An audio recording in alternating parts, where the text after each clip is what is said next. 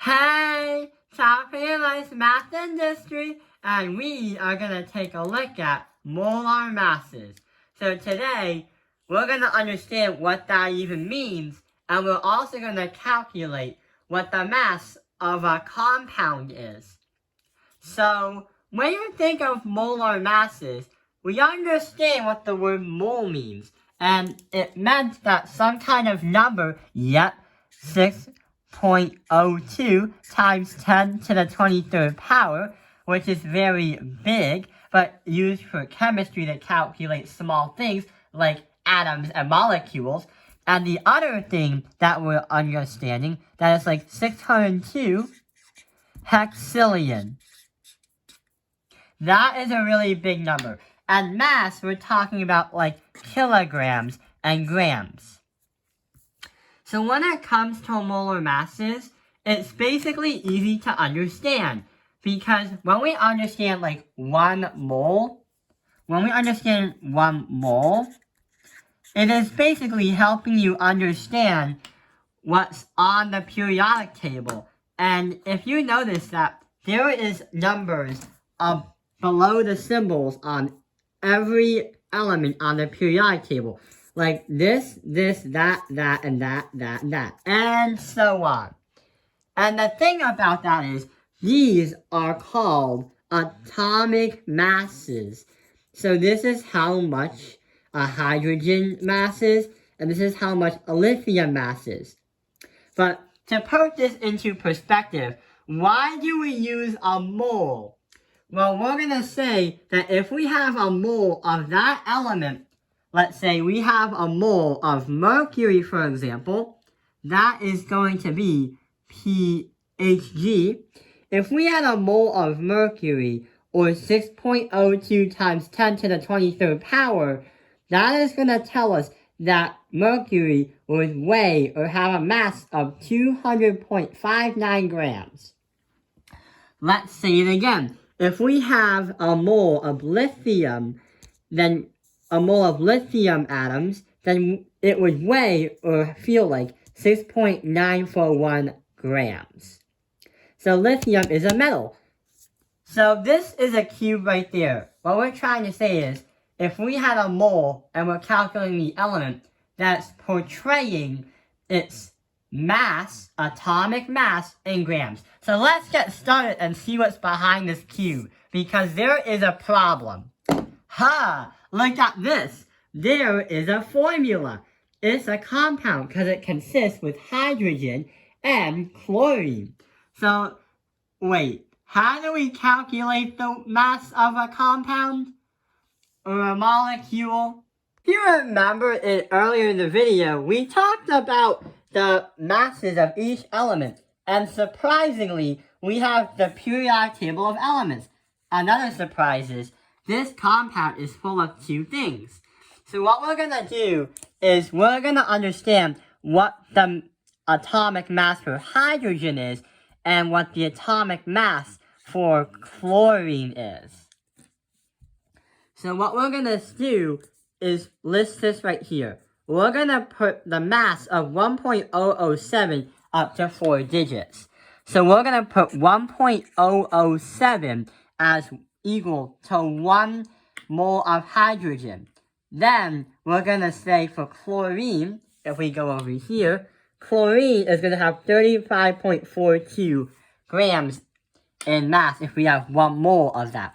So we're going to say 35.45. So we're only going for the first 4 numbers. If your chemistry teacher asks you to round at any time, if you do round or if you don't, the answers will be differently, but off by like 1 to 2 decimals.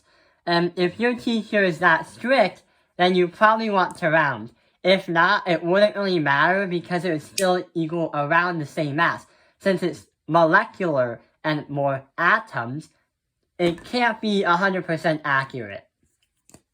So we have to multiply both of these numbers by how many atoms we have. So we have 1 H and 1 Cl. So we're going to multiply everything by 1. And we are going to combine the two. So when we do that math, we're going to calculate if we had 1 mole of HCl, then how much would it weigh in grams, or what would its mass be in grams? So when you do this times that and that times that, we're going to get a total of 36.45 grams per mole.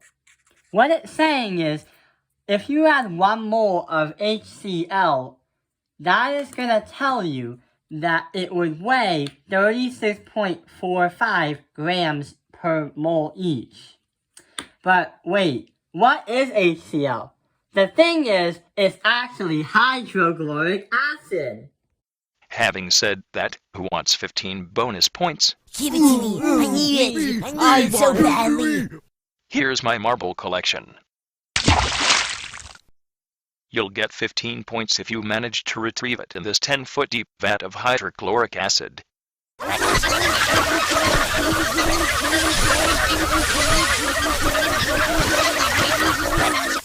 Good thing I have my magnet.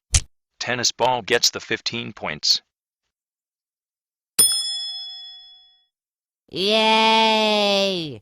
Moving on. So let's move on to a much harder idea.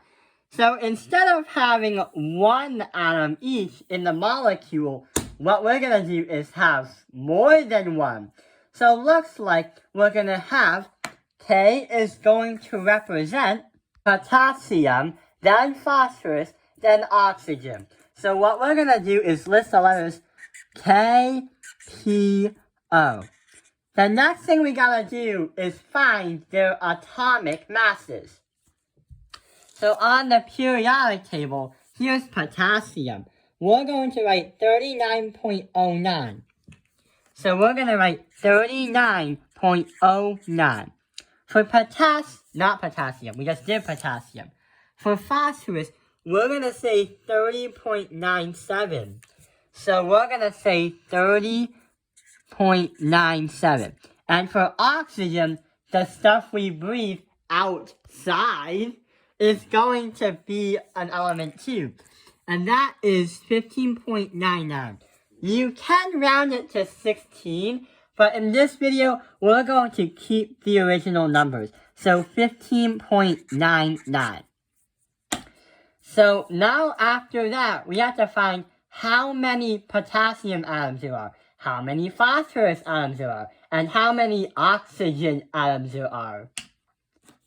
So we have a 3 right behind the letter K as a subscript. So we have to multiply that by 3. We have a 30.97, but phosphorus only has 1, or no symbol. So we're going to say that there's only 1. And oxygen has a number 4. Therefore, we're going to have to multiply by 4. The reason why is these, for the atomic masses, is going to be the mass for 1 atom. That's why we have to multiply by this much, because we have more than 1 kind of atom. So 39.09 times 3 is 117.27. Then 30.97 times 1 is going to be 30.97. And 15.99 times 4 is going to be 63.96. If we add them up, we'll be able to get how many grams this molecule would weigh if we had 1 mole of atoms. So if you add these numbers up, we're going to get 212.20 grams. So if we had 1 mole of these atoms, yet 1 mole, then this molecule would weigh 212.2 grams. If you ever wanted to try a challenge, if you wanted to see how much potassium would be in that mole or that, what we would have to do is use it like a fraction. 117.27 divided by the total grams. Because what it's saying is, if you count the potassium ones only, then we're going to have 117.27 grams. But that's not the whole thing. So if you do this divided by that, you'll get the percentage of how much potassium weighs in the total molecule. So that is how we do molar masses. And that measures the atoms involved. If we have 1 mole of atoms, then we'll measure how much the element or molecule weighs in grams. I hope this video has helped you understand about molar masses. Thank you for watching Tao Penguin Math Industry. Like and subscribe.